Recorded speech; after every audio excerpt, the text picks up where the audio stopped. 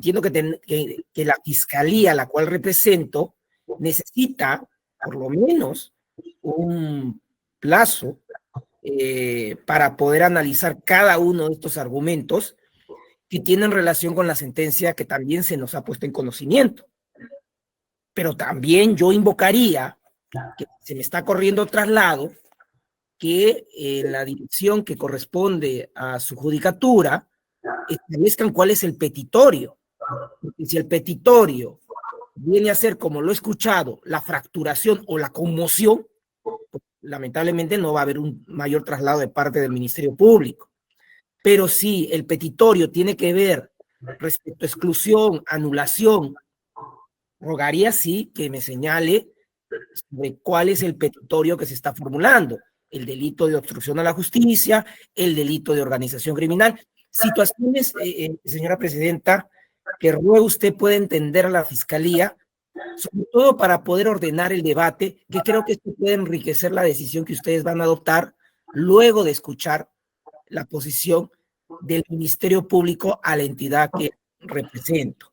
Es en ese orden de ideas, antes de absolver el traslado, que hago estos dos pedidos. Primero, que me concedan el tiempo que ustedes consideren necesario para poder absolver cada uno de estos 14 planteamientos y la sentencia del Tribunal Constitucional de 31 folios. Y segundo, que se delimite cuál es el petitorio, cuál es el verbo que se está solicitando.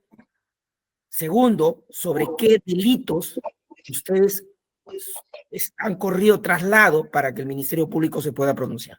Eso sería como una cuestión previa y yo rogaría, por favor, el entendimiento de ustedes. Media hora le bastará el tiempo para que revise la sentencia del Tribunal Constitucional. Está muy bien, señora presidenta. El segundo aspecto pedido es sobre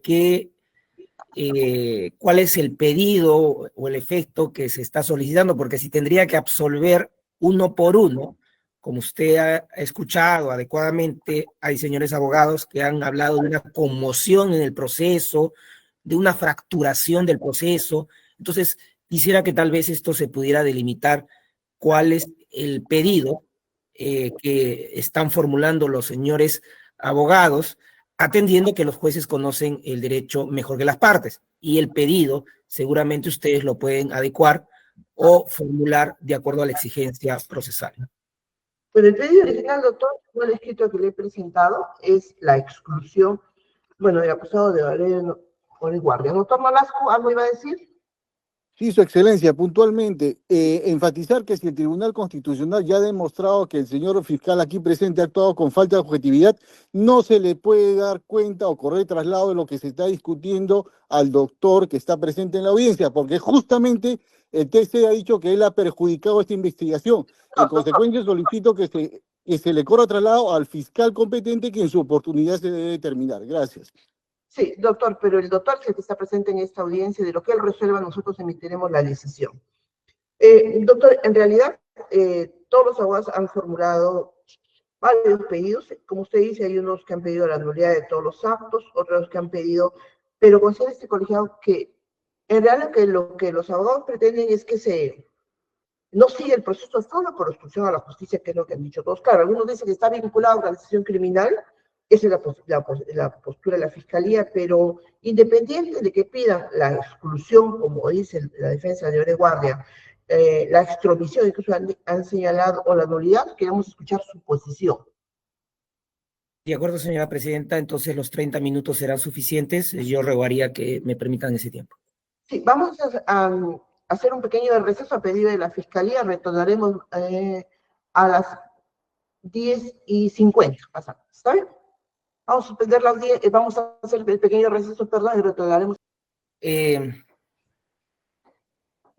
fiscal que representa al Ministerio Público y por ende esta institución, el Ministerio Público, que representa a la sociedad agraviada del delito, en todo caso, viene a ser también víctima del delito,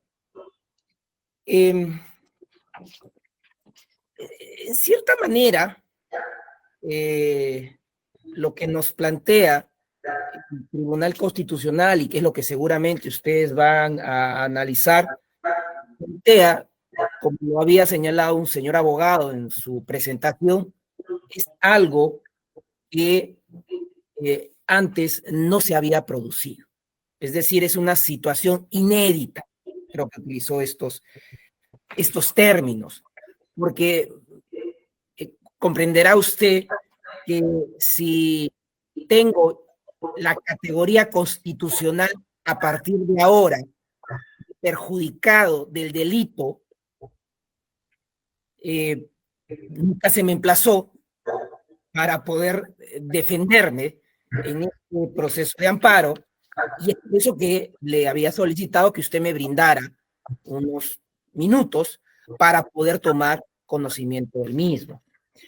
Entonces, me lleva a responder las preguntas que las defensas nos han planteado en el desarrollo de la presente alocución. Y lo vamos a dividir en dos aspectos, que son las dos posturas que ustedes seguramente van a analizar al momento de tomar la decisión. La primera postura es si esta resolución del Tribunal Constitucional se ejecuta en su literalidad. Esa es la primera postura, que creo que seguramente ustedes coincidirán. Y la segunda postura que han presentado los 14 señores abogados, es decir, extender los efectos de la sentencia del Tribunal Constitucional a los acusados por el delito del 409A. Entonces, tenemos dos posturas que son el objeto de debate y que es el objeto de análisis que va a tener el digno colegiado. Entonces, vamos desarrollando la primera postura a la que el Ministerio Público se adscribe, es decir, la ejecución en la literalidad de la decisión del Tribunal Constitucional. El efecto, el señor abogado, el solicitante Arsenio Oré, le planteó al colegiado la exclusión. Luego hemos tomado nota que otros señores abogados habían hablado de la extromisión, la cesura, incluso uno comenzó a innovar con la fracturación. Bueno, creo que el efecto, ustedes como jueces que conocen mejor el derecho, lo van a poder determinar.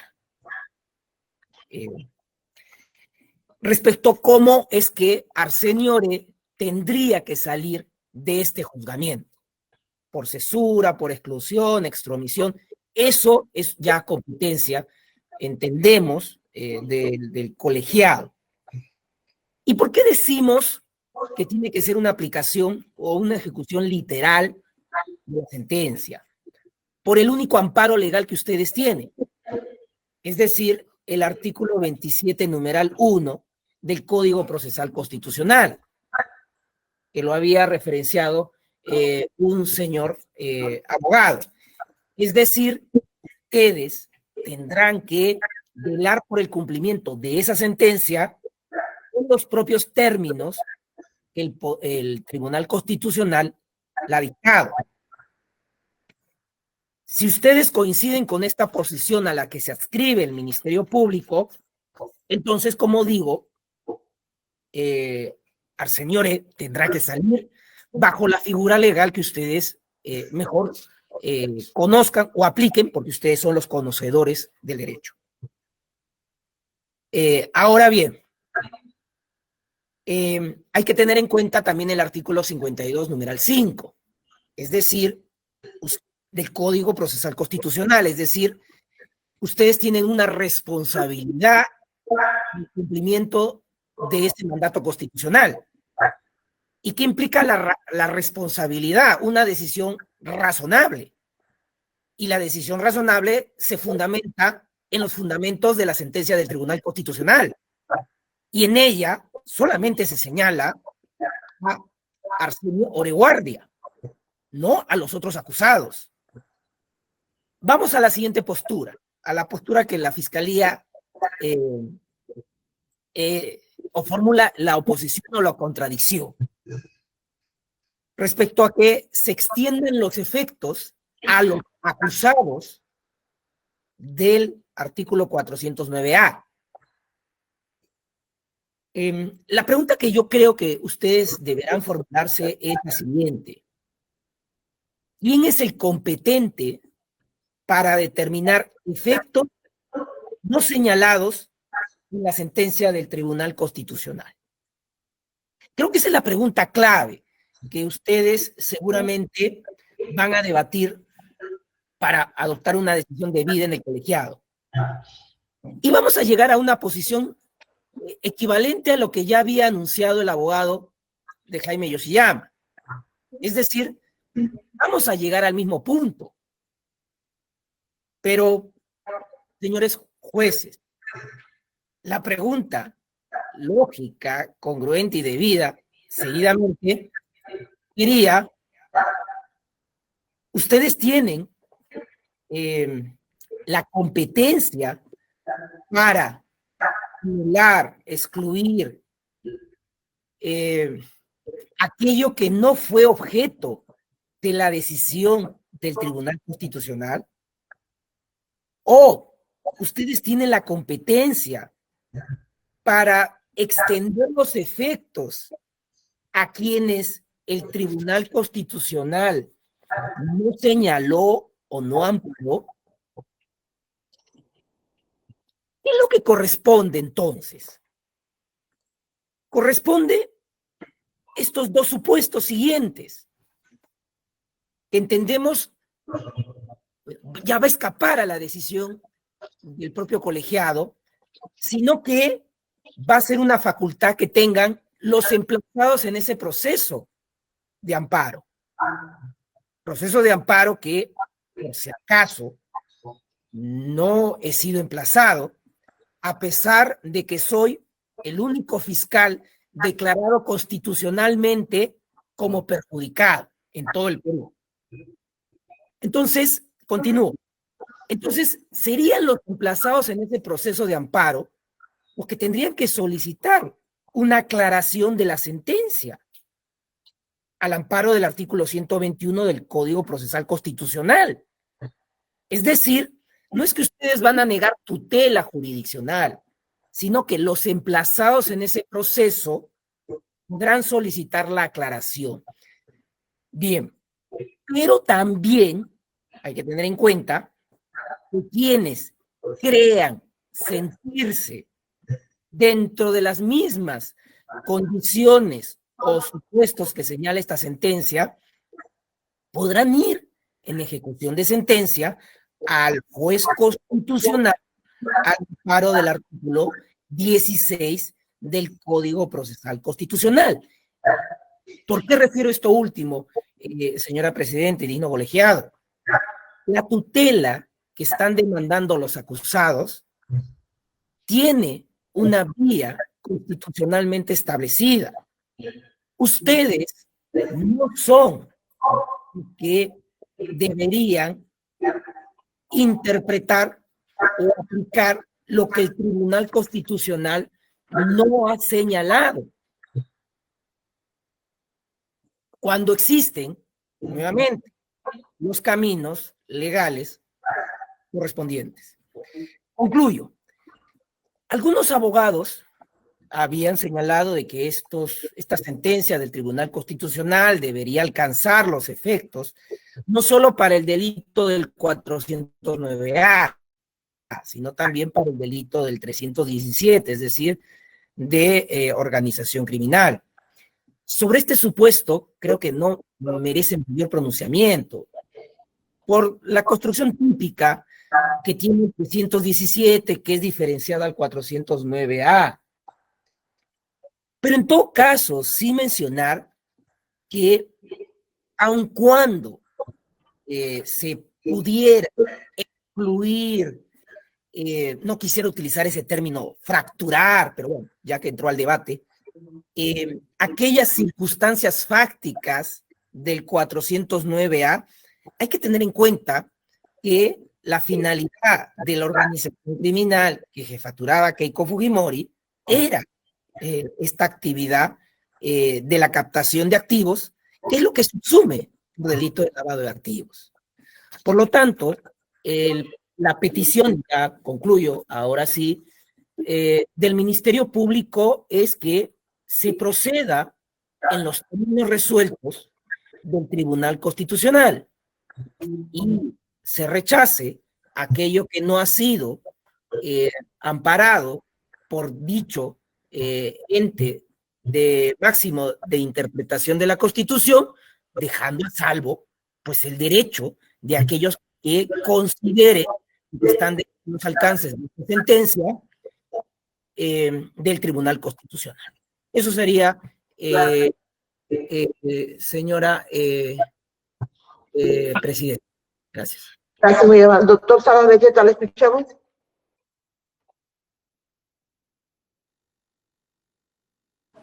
Doctor Salas. Gracias, señorita Presidente. Seré muy puntual. A lo dicho por el señor fiscal.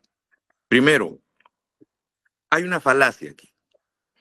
El Tribunal Constitucional, en la sentencia que tenemos a la vista, no ha hecho un análisis de tipicidad y ha consignado como agraviado del delito de obstrucción al señor fiscal Domingo Pérez Gómez. No. Lo que el Tribunal Constitucional desarrolla y precisa es que la hipótesis que plantea el señor fiscal de obstrucción se da en una investigación a su cargo donde él sería un testigo, donde él sería un interesado, donde él no descubriría los hechos, sino que él ya tendría un conocimiento previo. Eso es lo que plantea el TC. Por tanto, acá no hay nada de que es el perjudicado del delito. Eso es incorrecto. Segundo punto. El señor fiscal que acaba de hacer uso de la palabra, al ser interesado directo en este caso, en esta sentencia que emite el Tribunal Constitucional, por decoro debiera inhibirse y delegar el uso de la palabra a su fiscal adjunta, cosa que no está ocurriendo. Tercero, la sentencia del Tribunal Constitucional solo menciona al doctor Arsenio Oré porque él es el accionante en ese proceso de amparo. Pero en la sentencia, en la parte resolutiva, no se dice anúlese los actos posteriores solo vinculados al doctor Arsenio Oré, sino las actuaciones posteriores y dependientes de la disposición fiscal superior, esto es, la que mantuvo en el proceso de investigación al doctor José Domingo Pérez Gómez. Por tanto, toda disposición y requerimiento emitido por este señor fiscal son nulos.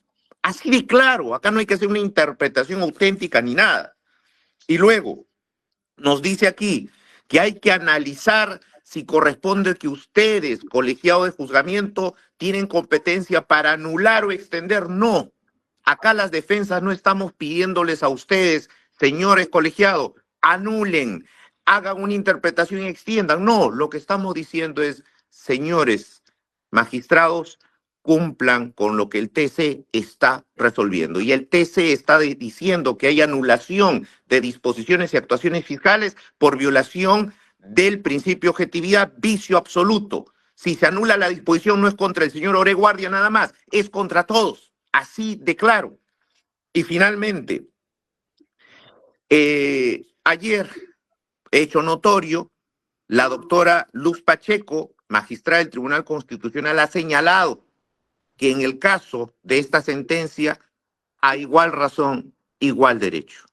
Así de claro ha sido el propio Tribunal Constitucional. Muchísimas gracias, doctora. Doctor Humberto Abanto, ¿lo escuchamos? Su señoría, creo que hemos llegado con el señor fiscal a un punto de coincidencia respecto de la aplicación y a un punto de disidencia respecto de cómo hay que proceder. En cuanto a la coincidencia, sí, yo no tengo ninguna duda de que al margen de la molestia que le puede haber causado el fallo, y que es explicable, siempre todo perdidoso en un proceso o afectado por una decisión habla mal del tribunal, eso es normal. El punto central aquí es que la sentencia tiene que ejecutarse en sus propios términos. Y ejecutada en sus propios términos supone efectivamente anular todo, ejecutar la orden de anular todo lo actuado en relación a don Arsenio Oreguardia. Eso es un punto que para ninguno de nosotros está en discusión, yo no he escuchado a nadie discutir eso. La pregunta que viene, entonces el señor fiscal nos dice, bueno, ya entonces después de eso las partes podrán ir donde el juez constitucional a pedir que les aplique, sabe que los plazos están vencidos. O sea, encima pretende, digamos, una intervención humorística o irónica en este caso, que es inapropiada en una situación tan solemne. ¿Qué es lo que digo yo, su señoría? Que al momento que usted acepte, como todos tenemos que aceptar, el fallo del Tribunal Constitucional y el colegiado diga se ejecuta, va a ocurrir una cosa muy, muy importante. Y es que va a quedar en ejecución un acto reparatorio de la violación del contenido esencial de un derecho fundamental como es el debido proceso. Va a quedar a la vista, ya es incontestable. Esto es objeto de una decisión que es inmutable e irrevisable. Siendo así, resulta que el artículo 150 del Código Procesal Penal tiene un primer párrafo que es sumamente elocuente. No será necesaria la solicitud de algún sujeto procesal y podrán ser declarados aún de oficio los defectos concernientes a la inobservancia del contenido esencial de los derechos y garantías previstos en la Constitución. Es obvio, sus señorías, que en este caso el tribunal ha establecido que el señor Pérez Gómez no podía investigar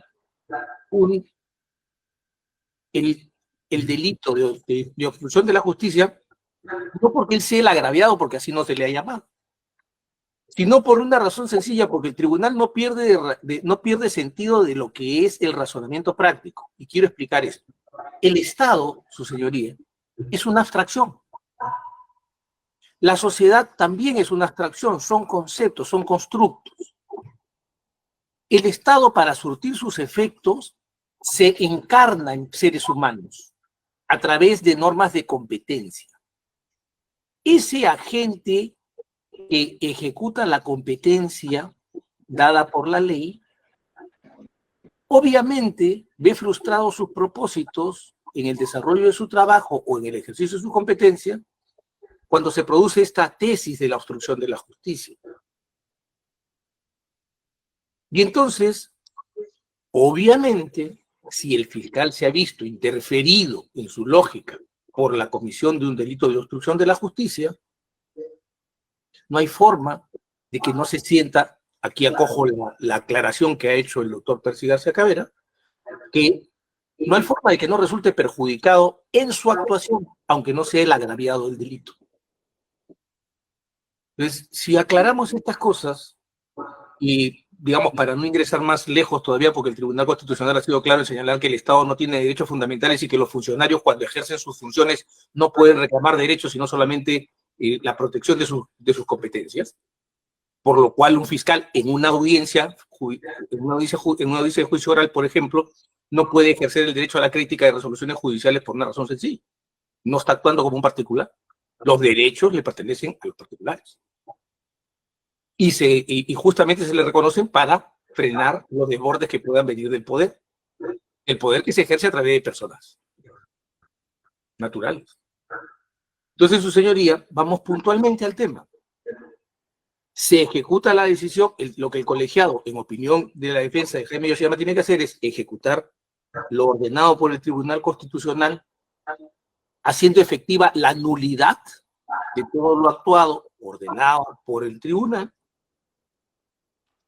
reenviar todo el tema de organización, todo el tema al señor Pela Barba para que vuelva a pronunciarse sobre la exclusión, bajo las reglas puestas por el Tribunal Constitucional, lo que supone la fulminación de todos los actos en relación al señor Arsenio Oreguardia, y simultáneamente aplicar el 150 del Código Procesal Penal, literal D, que le permite, ante la manifiesta declaración de que se ha violado un derecho fundamental, y en este caso es el derecho fundamental de todos los que se vieron comprendidos en el cargo de obstrucción de la justicia, proceder de idéntica manera. No necesitamos un nuevo proceso, no necesitamos hacer esto más largo, no necesitamos sus señorías dejemos una ticking time bomb, una bomba de tiempo sonando hasta que estalle dentro de unos meses, cuando se hayan producido los pronunciamientos que resultaban necesarios. Creo que es el momento de enmendar, es el momento de corregir, y debería corregirse a plenitud. Muchísimas gracias. Doctora Juliana Rosa.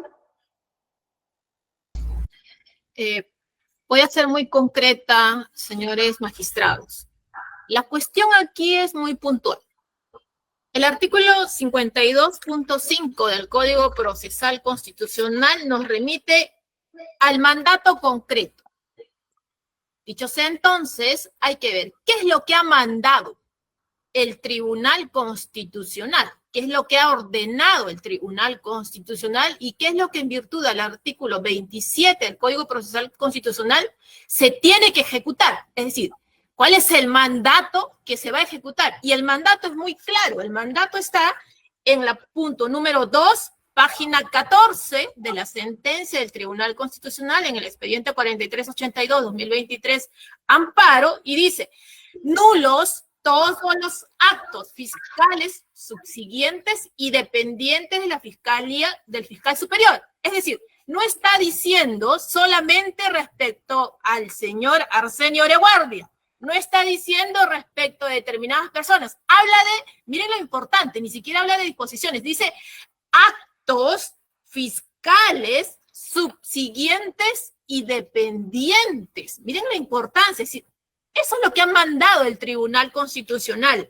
Y entonces, en virtud del artículo 27.1 del Código Procesal Constitucional, dice que se ha de velar las sentencias dictadas por los jueces constitucionales, dice en este sentido, tienen prevalencia sobre la de otros órganos jurisdiccionales. Y para el cumplimiento, es decir, ya cuando se tiene que ejecutar lo que ha ordenado el tribunal, dice, y de acuerdo a lo contenido específico del mandato, aquel que les acabo de decir, dice, y la magnitud del agravio, el juez debe, 1, velar porque la sentencia se cumpla según sus propios términos. ¿Cuáles son estos? Las del mandato que acaba de ordenar y establecer el Tribunal Constitucional. Y ustedes bien saben, en este caso, estos actos fiscales subsiguientes y estos actos fiscales dependientes no solamente van en relación al señor Arsenio Oreguardia, no, sino respecto de todas las personas que también fueron investigadas y que luego acusadas por un fiscal que carecía de un elemento principal como es la objetividad, y no voy a volver a repetirle los fundamentos del artículo del fundamento 24 a la sentencia del Tribunal Constitucional, en la cual resumidamente dice no ha habido entonces un proceso progresivo de formación de convicción ni contingencia en la formulación de la acusación, pues esta ya había sido decidida. Por tanto, no solo el señor Arsenio Oreguardia era el único que estaba mencionado en estos actos fiscales subsiguientes y dependientes, sino otras personas. No era solamente contra quien se formalizó, no era solamente él en contra de quien se precisó las imputaciones, no era solamente él en contra, se amplió la imputación por obstrucción de la justicia, no solamente a él se le acusó por obstrucción a la justicia, no solamente a él, 22 veces el fiscal corrigió su acusación por obstrucción a la justicia, y no solamente respecto de él, les expuso a ustedes su alegato de apertura respecto a obstrucción a la justicia, y no solamente a él fue que respecto al señor Arsenio Oreguardia se emitió el auto de enjuiciamiento por obstrucción a la justicia. Como ven ustedes, el mandato del Tribunal Constitucional es clarísimo. Todos son nulos. ¿Qué cosa es nulo? ¿Lo del señor Arsenio Oreguardia? No, nulos. Todos. Vean lo que dice. Estoy leyendo textual. Nulos. Todos los actos fiscales subsiguientes y dependientes de la disposición fiscal superior.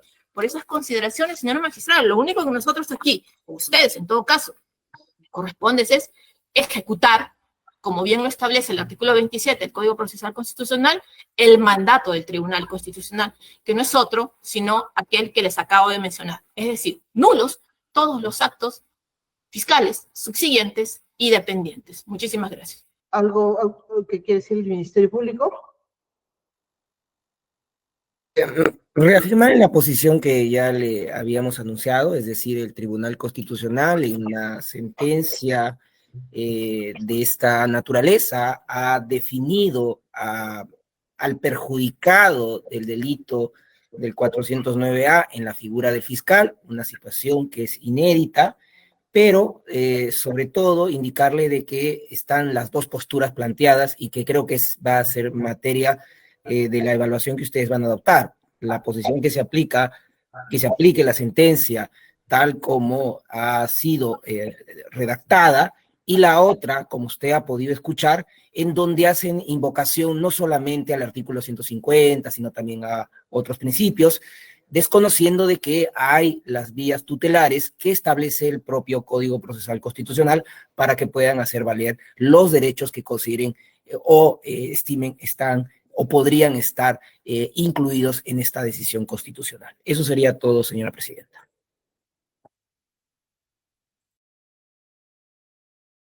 Vamos a pasar a efectuar unas preguntas que consideramos relevantes para resolver lo peticionado por la defensa de Aurelio Guardia. Señor fiscal, según lo que indica la resolución del Tribunal Constitucional, se habla de de la disposición número 1 expedida por el fiscal superior, y a partir de eso nulo todos los actos que hubiera. ¿Usted podría precisarnos, está en facultad de precisar, qué, después de la disposición de la Fiscalía Superior, qué actos ejecutó usted o qué disposiciones emitieron? Señora presidenta, con todo respeto, y espero que usted me pueda entender, lo que yo voy a alcanzar es en relación al conocimiento que puedo tener en este momento, luego de que se me ha corrido traslado esta sentencia del Tribunal Constitucional. Es decir, no he sido emplazado, no he tenido conocimiento del desarrollo de ese proceso constitucional, a pesar de que se me ha declarado el perjudicado. Pero voy a dar una respuesta. Toda medida de exclusión dentro del proceso, es decir, a la solicitud que realizan los investigados en relación a este procedimiento de exclusión del fiscal, entendemos que nos encontramos dentro del desarrollo de lo que viene a ser la investigación preparatoria. Es decir, si estamos dentro del marco de la investigación preparatoria y por la fecha 7 de enero del año 2019, entendemos, esto como le digo, son los alcances que puedo dar de manera superficial, que estamos con formalización ya de la investigación preparatoria, pero no con la conclusión de la misma y por ende tampoco con la formulación de la acusación fiscal. Es decir, que hasta la disposición que emite el fiscal superior aún no había acusación. Exactamente, señora presidenta. A la fecha del 7 de enero del año 2019, estamos en la etapa de la investigación preparatoria, es decir, con la disposición de formalización, pero sin la conclusión de la formalización ni con la acusación. Ya, muy bien. A los colegas van a formular una pregunta para deliberar. Doctora Naico, doctor Bengoa. Sí, doctora, un punto para el señor fiscal.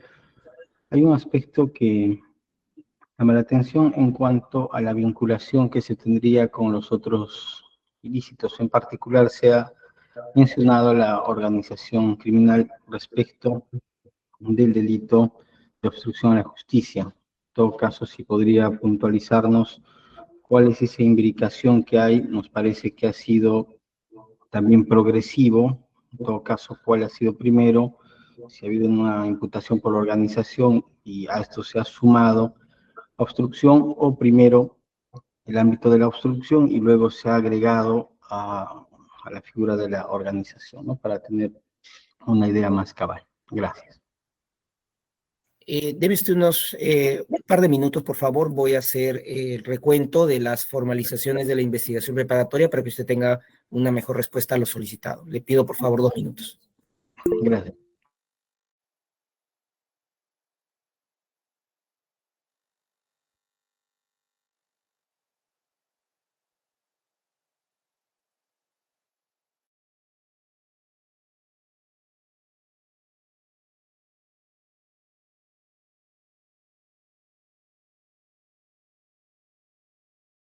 Naico, levantó la mano, doctora Naico.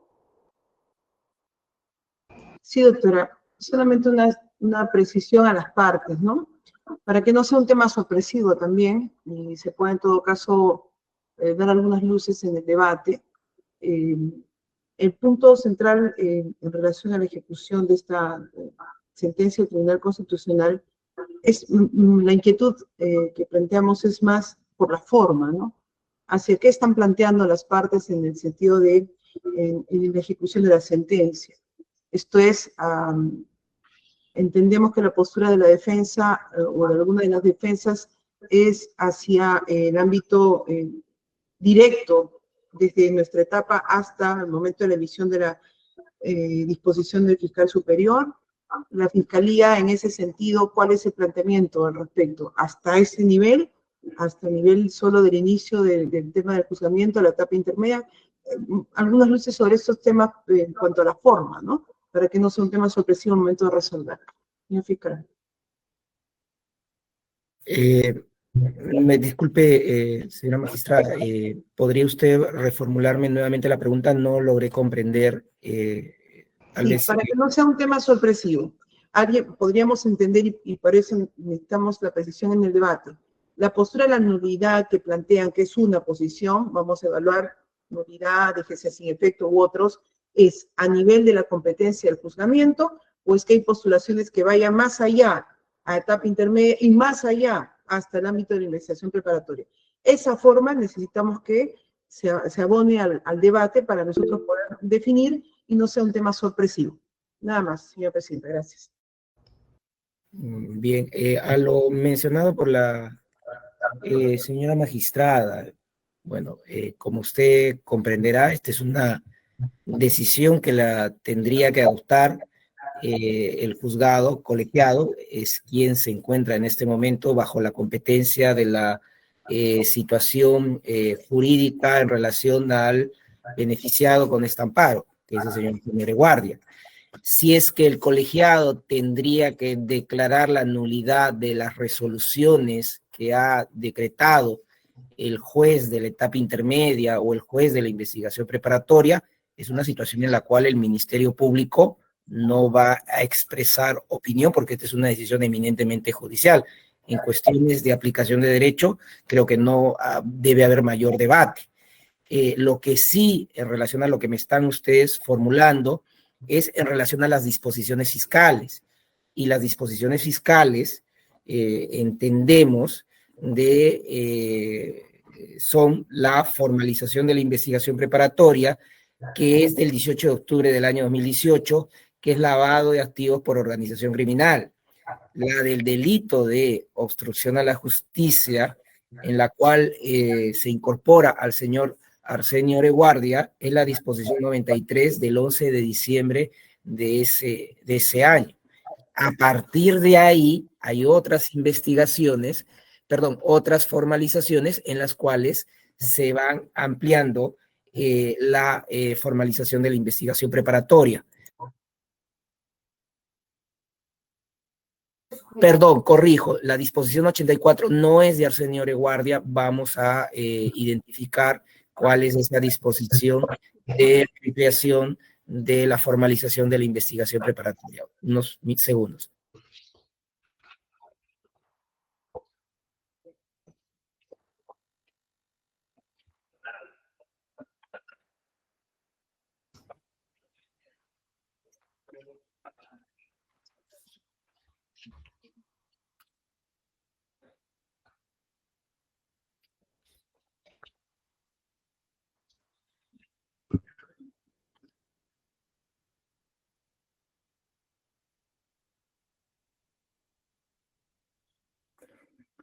Señores magistrados, si me permiten alcanzarle el dato al representante del Ministerio Público, es la disposición 93 del 11 de diciembre del 2018, mediante el cual se le amplía la investigación preparatoria y formalización al doctor Arsenio Oreguardia por delito de obstrucción a la justicia.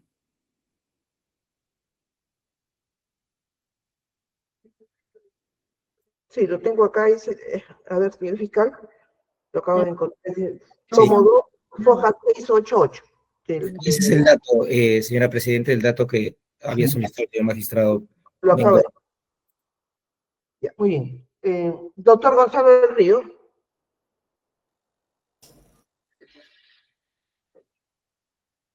Doctor Gonzalo del Río, ¿había levantado la mano? Sí, con la venia.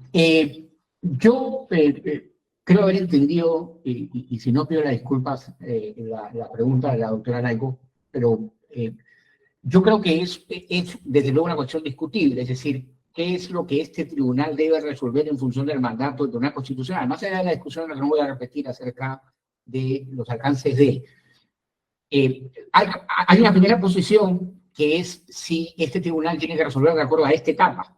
Es decir, el mandato es un mandato que es perfectamente aplicable sobre cada juez que es responsable de cada etapa. Si se declara nulo el autoenjuiciamiento y se regresa a la etapa intermedia, ese juez de investigación preparatoria, y además lo que es de la etapa intermedia, tendrá que renovar los actos. Ustedes no son competentes para renovarlos. Entonces, una posición es declarar nulo el autoenjuiciamiento, que es el que dio inicio a esta fase. Porque no hay acusación, no puede haber autoenjuiciamiento, y eso lo resuelve el juez de investigación preparatoria. Es decir, el resto de las circunstancias que suponen acatar la decisión del Tribunal Constitucional la resuelve el juez de investigación preparatoria. La otra posición, yo creo que este tribunal tiene poder para determinar la nulidad de todo lo actuado y pedir que se renueve el acto, por lo que también la competencia y por lo tanto la carpeta irá al juez de investigación preparatoria. Creo que ambas son situaciones que pueden ser solución al mandato. Desde luego, iuris no vinculo, el juez conoce el derecho, esto es una expresión jurídica de acuerdo a la pregunta, es decir, no es más que una opinión, pero una de esas dos vías son alternativas de solución a la ejecución del mandato. Me parece que esa era la pregunta, si me hace pido disculpas.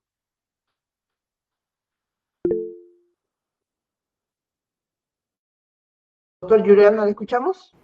Sí, en la misma línea del doctor Gonzalo del Río, pero aprovecho y no voy a repetir los argumentos que ya he expuesto, solamente la pregunta que hizo el magistrado Max Oliver, la disposición que formaliza por organización criminal, en este caso es la número 145 del 6 de diciembre del 2019. Es preciso que también se tenga en cuenta que la disposición 93, que es la que del 11 de diciembre de 2018, que es la que formaliza por delito de obstrucción para el señor Arsenio Oreguardia, para el mío propio incluso, en esa también se amplía la investigación por obstrucción a la justicia de la señora Keiko Fujimori. Y hay otra disposición también importante que luego tengan en cuenta, es la disposición 209, que es del 18 de diciembre del 2020, por el cual amplía la formalización como autores por organización criminal por obstrucción a la justicia, la señora Fujimori, y en esta misma también amplían en condición de autores al señor Arsenio Oreguardia, al mío propio y a otros abogados también, solo para que puedan tener en cuenta también esos datos por fuera de las diversas disposiciones que se emitieron y pues las 22 de la etapa intermedia.